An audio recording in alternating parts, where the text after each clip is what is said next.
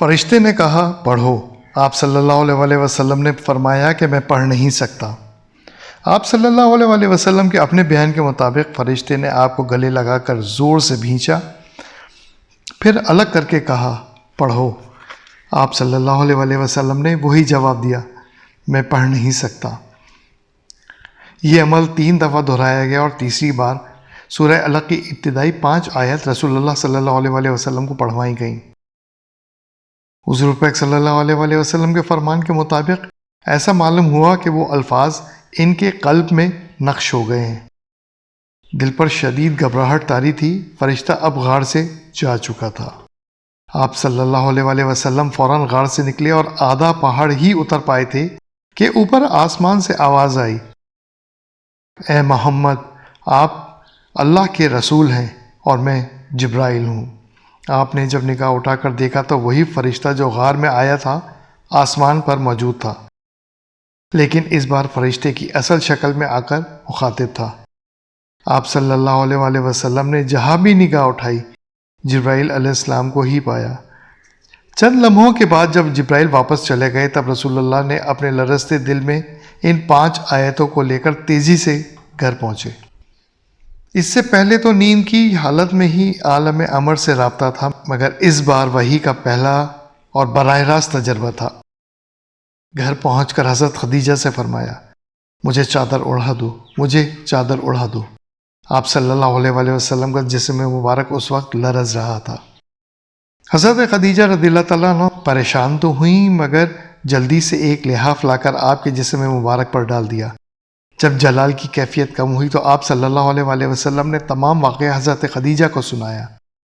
آپ نے اپنے شوہر کو بہت محبت سے اپنے طور پر تسلی دی، جس سے آپ مطمئن ہو گئے۔ اس معاملے کو سمجھنے کے لیے اپنے رشتے کے بھائی ورقہ بن نوفل، جو کہ کافی بزرگ اور بینائی سے محروم ہو چکے تھے، رسول اللہ صلی اللہ علیہ وسلم کو لے کر ان کے پاس چلی آئیں۔ ورقہ نے شام کے نصرانی علماء کے ساتھ اپنی عمر کا ایک بڑا حصہ علم سیکھتے گزارا تھا۔ ان کے علم میں ہی تھا کہ ایک رسول آنے والا ہے، مگر انہیں یہ اندازہ نہیں تھا کہ یہ پھول انہی کے خاندان میں کھلے گا جو رشتے میں ان کا بھتیجا ہوگا۔ ورقہ پورا واقعہ سن کر بولے، روح القدس، روح القدس، قسم ہے اس کی جس کے قبضے میں ورقہ کی جان ہے، محمد کے پاس ناموس عظیم آیا ہے جیسا موسیٰ کے پاس آیا تھا۔ یقیناً محمد لوگوں پر رسول مبعوث ہو گئے ہیں۔ اہل کتاب میں ناموس سے مراد وحی کا فرشتہ ہوتا ہے۔ ورقہ نے آگے فرمایا، کاش میں اس وقت جوان ہوتا، کاش میں اس وقت تک زندہ رہوں جب آپ کو آپ کی قوم نکال دے گی۔ رسول اللہ صلی اللہ علیہ وسلم نے بڑی حیرت سے پوچھا، کیا یہ لوگ مجھے یہاں سے نکال دیں گے جو مجھ سے بے انتہا محبت کرتے ہیں؟ ورقہ بولے، یقیناً ایسا ہی ہوگا۔ تاریخ انسانی میں جو چیز آپ کو دی گئی ہے وہ کوئی نہیں لایا، مگر ساتھ جو بھی یہ لایا اس کے ساتھ عداوت یعنی دشمنی لامحالہ کی گئی ہے۔ لوگ تمہیں جھوٹا کہیں گے اور بڑا برا سلوک کریں گے، تم کو برادری سے بھی باہر نکال دیا جائے گا اور جنگ و جدل بھی مسلط کی جائے گی۔ اگر اللہ نے مجھے اتنی مہلت دی، میں اس وقت تک زندہ رہ گیا تو اللہ کے علم میں ہے کہ میں اس کی مرضی میں ضرور مدد کروں گا، یعنی کہ اللہ کی مرضی میں اللہ کی ضرور مدد کروں گا، یعنی رسول اللہ صلی اللہ علیہ وسلم کے ساتھ کھڑا ہوں گا۔ پھر ورقہ نے آپ صلی اللہ علیہ وسلم کی پیشانی پر جھک کر بہت محبت سے پیار کیا اور آپ ان کے گھر سے رخصت لے کر اپنے گھر آ گئے۔ الفتح الربانی جلد نمبر 20 صفحہ نمبر 181 اور 189 کے مطابق آپ صلی اللہ علیہ وسلم کا ارشاد ہے، میں اپنے باپ حضرت ابراہیم کی دعا، عیسیٰ کی بشارت اور اپنی والدہ کا خواب ہوں۔ حضرت ابراہیم علیہ السلام کی دعا جو حضرت اسماعیل سے بھی منسوب ہے، اللہ کی بارگاہ میں 3000 سال پہلے قبول ہو چکی تھی۔ اے ہمارے رب، ان میں انہی میں سے رسول بھیج جو ان کے پاس تیری آیتیں پڑھے، انہیں کتاب و حکمت سکھائے اور انہیں پاک کر دے۔ علم الحقائق اور حکمت سے دلچسپی رکھنے والے مسلمان کے لیے وہی ایک بہت اہم موضوع ہوتا ہے۔ اس کو سمجھنا ایک عام مسلمان کے لیے بھی بہت ضروری ہے، کیونکہ قرآن پاک وحی کے ذریعے ہی بھیجا گیا تھا۔ شاہ اسماعیل شہید رحمۃ اللہ علیہ کی کتاب ابقات میں علم کی 3 سطحیں ہیں، یعنی 3 لیولز ہیں۔ ایک سب سے پہلا علم الحواس یعنی سینسز، مثلا چھونا، دیکھنا وغیرہ۔ دوسرا علم العقل یعنی وزڈم، مثلا دور سے دھواں دیکھ کر عقل سے اندازہ کر لینا کہ وہاں پر آگ موجود ہے۔ اور تیسرا اہم ترین علم ہے علم بالقلب، جبکہ دل روح کا مسکن ہے۔ اس تیسرے علم سے عقل پرست یعنی ریشنلسٹ لوگ انکار کرتے ہیں، کیونکہ دین کے تمام تعلق اس تیسرے علم سے ہی ہے۔ حواس اور عقل کا قلب کے علم سے کوئی واسطہ اس لیے نہیں ہے کیونکہ عالم امر سے جو کچھ بھی نازل ہوتا ہے وہ سیدھا قلب پر یعنی روح پر اتارا جاتا ہے۔ قلب کے علم کی دو بڑی قسمیں ہیں۔ پہلی سب سے اعلیٰ ترین، بلند ترین اور محفوظ ترین قسم جو روح الامین حضرت جبرائیل علیہ السلام کے ذریعے پہنچائی جاتی تھیں، اور وحی نبوت میں اللہ تعالیٰ کے الفاظ بھی محفوظ ہوتے تھے۔ اس سے کمتر دوسری بڑی قسم خواب یعنی کشف، الہام اور القاء ہیں، جس کو عام طور پر سکس سینس کہا جاتا ہے۔ اس کو پیرا سائیکالوجی میں ESP ایکسٹرا سینسری پرسیپشن کہتے ہیں۔ کسی مخصوص معاملے میں انسانی حواس یا آرگنز کا کوئی عمل دخل نہیں ہوتا، مگر پھر بھی پرسیپشن ہو جاتی ہے، جس کی بظاہر کوئی بھی دلیل الفاظ یا کسی بھی انداز سے نہیں دی جا سکتی۔ ان معاملات میں بھی خواب بھی تین قسم کے ہوتے ہیں۔ پہلا القاء رحمانی یعنی اللہ تعالیٰ کی طرف سے جاگتے ہوئے یا سوتے ہوئے سچے خواب۔ دوسرا القاء شیطانی یعنی شیطان کی طرف سے برے خواب۔ اور تیسرا نفسانی یعنی سینشول، اپنی ہی نفس کی باتیں۔ جدید سائیکالوجی صرف اور صرف نفسانی خواب کو ہی جانتی ہے اور اسی پر مانتی ہے اور اسی پر ہی بحث کرتی ہے، جبکہ دین اسلام میں القاء رحمانی اور القاء شیطانی کی بھی اہمیت ہے۔ القاء رحمانی بھی وحی کی کمتر شکل ہوتی ہے، اور اسی کے لیے لفظ کشف، تحدیث اور الہام کا استعمال کیا جاتا ہے۔ رسول اللہ صلی اللہ علیہ وسلم و تمام انبیاء کرام علیہ السلام چونکہ معصوم تھے، اس لیے ان سب کی القاء رحمانی مکمل طور پہ وحی نبوت کی طرح محفوظ تھی۔ عام مومن مسلمانوں پر القاء رحمانی نازل کی جاتی ہے جن کی روح اتنی پاکیزگی، بالیدگی اور لطافت حاصل کر لیتی ہے کہ ان کا رابطہ عالم امر سے قائم ہو جاتا ہے۔ یہی القاء رحمانی عام مومن مسلمانوں کے لیے غیر محفوظ ہے، جس میں شیطانی مداخلت کی بھی ممکنات ہو سکتی ہیں۔ حدیث میں بیان ہے کہ سچے خواب نبوت کا 46واں یا 60واں حصہ ہوتا ہے۔ رسول اللہ صلی اللہ علیہ وسلم پر آپ کی نبوت کے ظہور سے پہلے سچے خواب کا سلسلہ جاری کیا گیا۔ آپ صلی اللہ علیہ وسلم کی روح مبارک تو پہلے ہی عالم امر سے جڑی ہوئی تھی، اور انہی سچے خوابوں کے بعد آپ کو خلوت یعنی تنہائی محبوب کر دی گئی تھی۔ آپ صلی اللہ علیہ وسلم غار حرا میں جا کر تنہائی میں خلوت گزیر ہو کر عبادات فرماتے تھے، جس کے بعد اللہ تعالیٰ نے آپ صلی اللہ علیہ وسلم کو وحی نبوت عطا فرما کر تمام انسانوں پر آخری رسول مقرر فرما دیا۔ حضرت عیسیٰ علیہ السلام اور رسول اللہ صلی اللہ علیہ وسلم کے درمیان 570 سال کا فاصلہ ہے، جو زمانہ فطرت کہلاتا ہے۔ رسول اللہ صلی اللہ علیہ وسلم پیدا تو عربوں میں ہی ہوئے تھے، مگر گزشتہ اہل کتاب سمیت تمام بنی نوع پر نبی اور رسول بنا کر بھیجے گئے، کیونکہ اس زمانے فطرت کے بیچ میں کوئی رسول نہیں آیا تھا۔ اے اہل کتاب، بالیقین ہمارا رسول صلی اللہ علیہ وسلم تمہارے پاس رسولوں کی آمد کے ایک وقفے کے بعد پہنچا ہے، جو تمہارے لیے صاف صاف بیان کر رہا ہے، تاکہ تمہاری یہ بات نہ رہ جائے کہ ہمارے پاس کوئی بھلائی برائی سننے والا آیا ہے نہیں۔ بس اب تو یقیناً خوشخبری سنانے والا اور آگاہ کرنے والا پہنچا، اور اللہ ہر چیز پر قادر ہے۔ اس وقت یہودی اور عیسائی دونوں آنے والے کا انتظار کر رہے تھے۔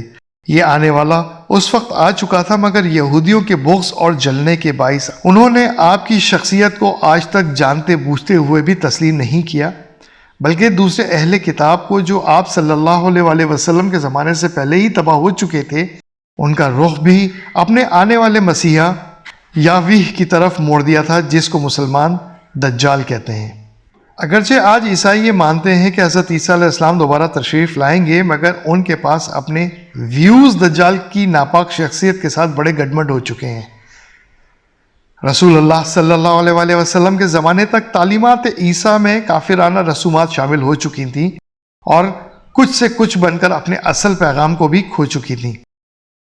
حضرت عیسیٰ علیہ السلام کے آسمان پر اٹھائے جانے کے بعد ان کے اصل حواریوں یعنی سینٹس کے علاوہ بھی ایک کے بعد ایک سینٹ یا حواری آتے ہی رہے، جنہوں نے نہ کبھی حضرت عیسیٰ علیہ السلام کو دیکھا اور نہ ہی ان سے براہ راست تعلیم حاصل کی۔ قرآن پاک میں اللہ کے ذکر کے مطابق ان حواریوں کی شریعت رہبانیت یا ترک دنیا موناسٹکزم پر بھی تھی۔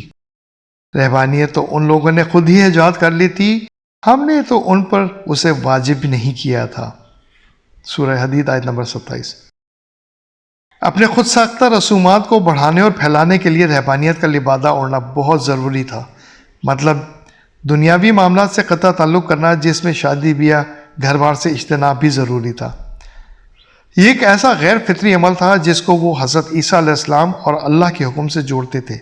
تفصیلی آیت یہ ہے، ہم رسولوں کو پے در پہ بھیجتے رہے اور ان کے بعد عیسیٰ ابن مریم کو بھیجا اور انہیں انجیل عطا فرمائی اور ان کے ماننے والوں کے دلوں میں شفقت اور رحم پیدا کر دیا۔ ہاں، رہبانیت تو ان لوگوں نے خود ہی ایجاد کر لی تھی، ہم نے ان پر اسے واجب نہیں کیا تھا سوائے اللہ کی رضا جوئی کے۔ سو انہوں نے اس کی پوری رعایت نہیں کی، پھر بھی ہم نے ان میں سے جو ایمان لائے تھے انہیں ان کا اجر دیا اور ان میں سے زیادہ تر لوگ نافرمان ہیں۔ اللہ تعالیٰ نے ان پر اپنی رضا حاصل کرنا فرض کیا، مگر یہ خوشنما بدعت ان کی اپنی ایجاد تھی۔ سینٹس کی طرح پادریوں نے بھی بدعت کو خود پر فرض قرار دیا کہ اس طرح ہم لوگ بھی اللہ کی عبادت مکمل یکسو ہو کر سکیں گے، مگر اس آیت میں بیان کے مطابق خوشنما بدعت کوئی بھی ہو بدعت ہی ہے۔ اللہ کی رضا صرف اللہ کی اطاعت سے حاصل ہوتی ہے۔ یہ معاملہ اس لیے بھی اہم تھا کیونکہ رسول اللہ صلی اللہ علیہ وآلہ وسلم مکمل طور پر ایک خاندان کے سربراہ تھے۔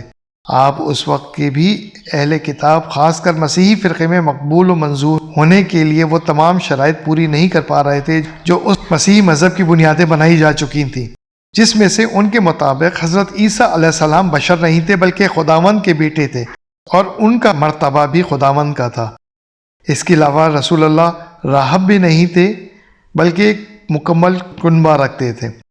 جہاں تک بات یہودیوں کی تھی، ان یہودیوں کے دل میں نفاق کی سب سے زیادہ شدت تھی۔ قرآن پاک کی اس آیت کے اندر بالکل صاف اور واضح طور پہ بتا دیا گیا ہے کہ ترک دنیا کر کے اللہ کی عبادت کرنا، یعنی نہ بیوی بچے، نہ زندگی کے معاملات کو فیس کرنا، یہ سب اللہ رب العزت کو پسند نہیں ہے، کیونکہ پورا ایک سسٹم جو اللہ رب العزت نے بنا کے ہمیں پیش کیا گیا ہے اور ہمیں اس کی ایک مثال رسول اللہ صلی اللہ علیہ وآلہ وسلم کے پاک وجود کی ہمارے سامنے رکھ دی گئی ہے کہ جن کے بیوی بچے بھی تھے، انہوں نے حالات و واقعات کو بھی فیس کیا، جنگ و جدل بھی دیکھی، بھوک بھی برداشت کی، محنتیں بھی کی، کام بھی کیا، دین کی تبلیغ بھی کی، سارے کام کیے۔ تو رسول اللہ صلی اللہ علیہ وآلہ وسلم کی سنت یہی ہے کہ دنیا کے معاملات 85% ہیں جسے حقوق العباد کہا جاتا ہے، اور حقوق اللہ صرف 15% ہیں، اور یہ دونوں ملا کے یعنی 85 + 15 مل کے بنتا ہے 100%، جو کہ ہمارا دین اسلام ہے۔ تو 85 کو ترک کر کے 15% کو پکڑ کے اللہ کو کھوجنا، یہ رسول اللہ کی طرف سے کوئی ہدایت نہیں ہے، نہ اللہ کا حکم ہے۔ تو ایسا ماضی میں جنہوں نے بھی کیا ہے، انہوں نے حکم خداوندی کی کھلی خلاف ورزی کی ہے، چاہے وہ کرسچینٹی میں ہو، چاہے وہ مسلمانوں میں ہو، جنہوں نے مختلف لبادے اوڑھ کر اس طرح کے معاملات کو چلایا ہے۔ یہاں پر میں اپنا ایک ایکسپیرینس اور بھی بتا دوں، اور اس حوالے سے معذرت کے ساتھ ہمارے بہت سارے مسلمان جو کہ بیرون ملک میں رہتے ہیں اور وہ تبلیغی جماعت کے ساتھ بھی اٹیچ ہوتے ہیں اور مختلف جو مسالک ہیں ان کے ساتھ اٹیچ ہوتے ہیں اور فل ٹائم ان کے ساتھ اٹیچ ہو کے ان کے ساتھ ہی کام کرتے ہیں، اور جبکہ اپنی زندگی کی کوئی گاڑی نہیں کھینچتے ہیں۔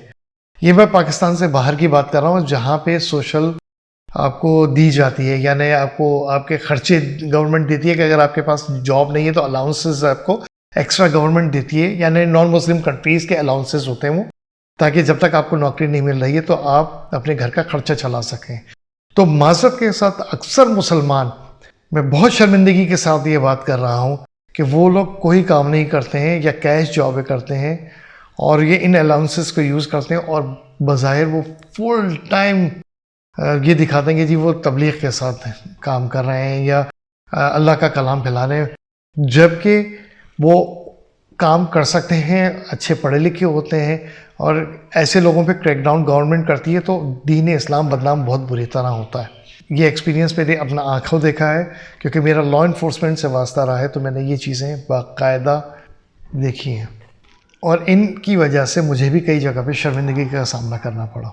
تمہارے پاس ایک ایسے پیغمبر تشریف لے آئے ہیں جو تم میں سے ہی، یعنی تمہاری جن سے ہی ہیں، تمہاری تکلیف ان کو اچھی نہیں لگتی اور تمہاری بھلائی کے بہت خواہش مند ہیں۔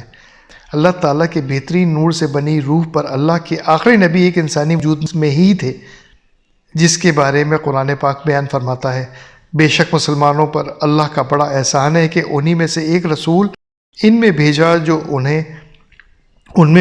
انہیں اس کی آیتیں پڑھ کر سناتا ہے اور انہیں پاک کرتا ہے اور انہیں کتاب و حکمت سکھاتا ہے۔ یقیناً یہ سب اس سے پہلے کھلی گمراہی میں مبتلا تھے۔ اللہ تعالیٰ نے اپنے اس احسان کو خود بیان فرمایا ہے کہ نبی انہی میں سے، یعنی بشر انسانوں میں سے تھے، جنہوں نے اپنی قوم کی ہی زبان میں اور لہجے میں اللہ کا پیغام پہنچایا، جس کو سمجھنا ہر انسان کے لیے نہایت آسان ہے۔ اہم بات یہ ہے کہ انسان ہونے کی وجہ سے عام لوگ ان کے قریب ہی ہوتے تھے، کیونکہ بشر کی بتائی ہوئی بات کی تو پیروی ممکن ہے، مگر جب فرشتے یعنی نور سے بنے ہوئے پیغام لے کر عام انسانوں میں آتے تو انسانوں نے حکم خداوندی کی پیروی تو کیا کرنی تھی، گزشتہ قوموں کی طرح فرشتے ہی پوجے جانے لگتے۔ اور اہم نقطہ یہ بھی ہے کہ دعوت دین اور اس کی تبلیغ کے لیے شعور کی گہرائی اور باریکی کا بہت اچھی طرح سے ادراک یعنی معلوم ہونا بھی ضروری ہے، جو نہ تو نور سے بنے فرشتے کے پاس ہے اور نہ ہی جنات میں موجود ہے۔ اللہ نے یہ خاصیت صرف اور صرف انسانوں کو عطا فرمائی ہے۔